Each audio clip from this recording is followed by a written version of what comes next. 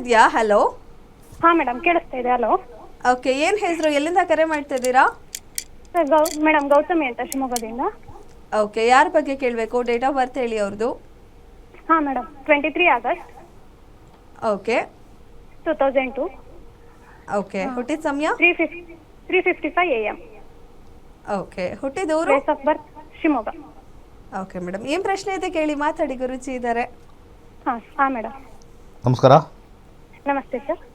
Sir job ಬಗ್ಗೆ ಕೇಳಬೇಕಿತ್ತು. MCA complete ಆಗಿತ್ತು. Job ಯಾವಾಗ ಸಿಗತ್ತೆ? ಏನು ಜ್ಯೋತಿಷ್ಯದ ಮೇಲೆ ಅಷ್ಟೊಂದು ಇಷ್ಟ? 23 ವರ್ಷ MCA ಮಾಡಿರೋರು ಯಾಕ್ರಿ ಜ್ಯೋತಿಷ್ಯದನ್ನೆಲ್ಲ ನಂಬ್ತೀರಾ? ಮೂಢನಂಬಿಕೆ ಅಲ್ರಿ ಇದು?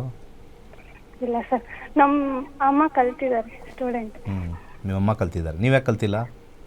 ನಾವು ಕಲ್ತಿದ್ವಿ ಆನ್ಲೈನ್ ಕ್ಲಾಸಸ್. ಆನ್ಲೈನಲ್ಲಿ? ಮತ್ತು ಅದು ಹೇಳಿ, ನೀವೇ ನೋಡ್ಕೊಂಡಿರ್ಬೇಕಲ್ಲ. ನೋಡ್ಕೊಂಡಿದ್ದೀವಿ ಅಂದರೂ ನಿಮ್ಮ ಹತ್ರ ಒಂದ್ಸರಿ ಕೇಳ. ನೋಡಿ, ಕಾನ್ಫಿಡೆನ್ಸ್ ಬೇಕು ಅಂತ. ಯಾವ್ಯಾವ ಟೈಮಲ್ಲಿ ಏನೇನು ಬರಬೇಕು ಅದೇ ಬರುತ್ತೆ.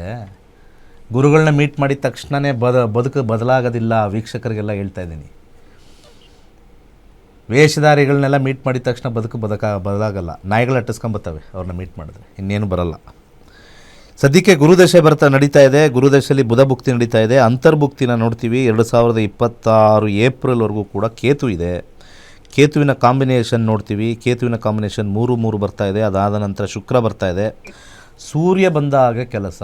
ಸೂರ್ಯ 11ನೇ ಮನೆ ಬರ್ತಾ ಇದೆ. 11 ಅಂದರೆ ಲಾಭ. ಹಾಗೆ ಸೂರ್ಯನಲ್ಲಿ ಕೆಳಗಡೆ ಇರ್ತಕ್ಕಂಥ ಕಾಂಬಿನೇಷನಲ್ಲಿ 2, 6, 10 ಕಾಂಬಿನೇಷನ್, ಕಮ್ಮಿ ಸ್ಯಾಲ್ರಿ, ಮತ್ತು MCAಗೆ 5 ಕೂಡ ಆ್ಯಡ್ ಆಗುತ್ತೆ. ಈ ಕಾಂಬಿನೇಷನ್ ಬರ್ತಕ್ಕಂಥ ಸಮಯವನ್ನು ನಾವು ನೋಡಿದಾಗ 2026 ಆಗಸ್ಟಿಂದ ಅಕ್ಟೋಬರ್ಗೆ ಕೆಲಸ ಸಿಗುತ್ತೆ. ಒಳ್ಳೆಯದಾಗಲಿ. ಓಕೆ, ಧನ್ಯವಾದ ಮೇಡಮ್ ಕರೆ ಮಾಡಿದ್ದಕ್ಕೆ. ಮತ್ತೊಬ್ರು ಕಾಲರ್ ಇದ್ದಾರೆ. ಹಲೋ. ಹಲೋ. ಹಲೋ, ನಮಸ್ತೆ. ಏನು ಹೆಸರು, ಎಲ್ಲಿಂದ ಕರೆ ಮಾಡ್ತಾ ಇದ್ದೀರಾ? ನನ್ನ ಹೆಸರು ರೇಖಾ ಅಂತ, ದಾವಣಗೆರೆಯಿಂದ ಕಾಲ್ ಮಾಡ್ತಿದ್ದೀನಿ. ಓಕೆ, ಯಾರ ಬಗ್ಗೆ ಕೇಳಬೇಕು? ಡೇಟ್ ಆಫ್ ಬರ್ತ್ ಹೇಳಿ ಅವ್ರದ್ದು. ನನ್ನ ಪಾಪು ಬಗ್ಗೆ ಕೇಳಬೇಕು. ಮೇ 24, 2024. ಓಕೆ, ಮೇ 24, 2024. ಹುಟ್ಟಿದ ಸಮಯ? ಹುಟ್ಟಿದ ಸಮಯ ಬೆಳಗ್ಗೆ 6:30. ಓಕೆ, ಹುಟ್ಟಿದೂರು? ದಾವಣಗೆರೆನೆ ಹಾಸ್ಪಿಟಲ್.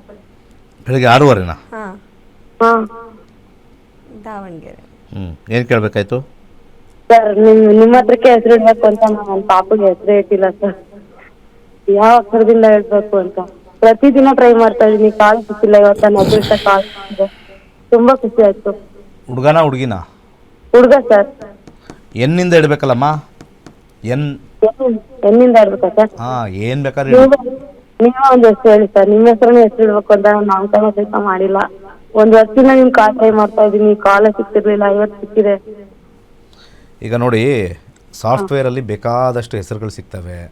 ನಿಮ್ಮ ಯಜಮಾನ್ರಿಗೂ ಚೆನ್ನಾಗಾಗಬೇಕು ಅಲ್ವಾ? ನಿವಾಸ್ ಅಂತ ಇಡಿ, ಚೆನ್ನಾಗಿದೆ. ನಿವಾಸ್ ಅಂತ ಸರ್? ಸೂಪರ್ ಆಗಿರುತ್ತೆ. ನಿವಾಸ್, ನಿಹಾಳ್, ಎಷ್ಟು ಬೇಕಾದ್ರೆ ಇಡಿ. ನಿಹಾಳು, ನಿವಾಸ್ ಚೆನ್ನಾಗಿರುತ್ತೆ. ನೆಮ್ಮದಿಯಾಗಿರ್ತಾರೆ, ಟೆನ್ಷನ್ ಇರಲ್ಲ. ಓಕೆ, ಒಳ್ಳೇದಾಗಲಿ. ಓಕೆ, ಧನ್ಯವಾದ ಮೇಡಮ್ ಕರೆ ಮಾಡಿದ್ದಕ್ಕೆ. ಮತ್ತೊಬ್ರು ಕಾಲರ್ ಇದ್ದಾರೆ. ಹಲೋ. ಹಲೋ, ನಮಸ್ತೆ. ಏನು ಹೆಸರು, ಎಲ್ಲಿಂದ ಕರೆ ಮಾಡ್ತಾ ಇದ್ದೀರಾ? ಮದ್ದೂರಿಂದ ಲಕ್ಷ್ಮಿ ಅಂತ. ಓಕೆ, ಯಾರ ಬಗ್ಗೆ ಕೇಳಬೇಕು? ಡೇಟ್ ಆಫ್ ಬರ್ತ್ ಹೇಳಿ. ನನ್ನ ಮಗಳ ಬಗ್ಗೆ ಕೇಳಬೇಕಿತ್ತು. 2/11/2000. ಓಕೆ, ಹುಟ್ಟಿದ ಸಮಯ? ಮಧ್ಯಾಹ್ನ 1:43. ಊರು? ಮದ್ದೂರು. ಓಕೆ, ಏನು ಪ್ರಶ್ನೆ ಇದೆ ಕೇಳಿ, ಮಾತಾಡಿ, ಗುರುಜಿ ಇದ್ದಾರೆ. ನಮಸ್ಕಾರ. ಯಾವ ವಿಚಾರದಲ್ಲಿ ನೋಡಬೇಕು? ನಮಸ್ಕಾರ ಗುರುಜಿ. ಅವಳು ಉದ್ಯೋಗದ ಬಗ್ಗೆ ಕೇಳಬೇಕಿತ್ತು ಗುರುಜಿ. ಉದ್ಯೋಗ ಸೇರಿದಾರಾ, ಸೇರಿಲ್ವಾ, ನೆಕ್ಸ್ಟ್ ಚೇಂಜ್ ಮಾಡಬೇಕಾ? ಇಲ್ಲ, ಓದ್ತಾ ಇದ್ದಾಳೆ ಗುರುಜಿ. ಇಂಜಿನಿಯರ್ ಮುಗಿದಿದೆ, ಕಾಂಪಿಟೇಟಿವ್ ಓದ್ತಾವಳೆ.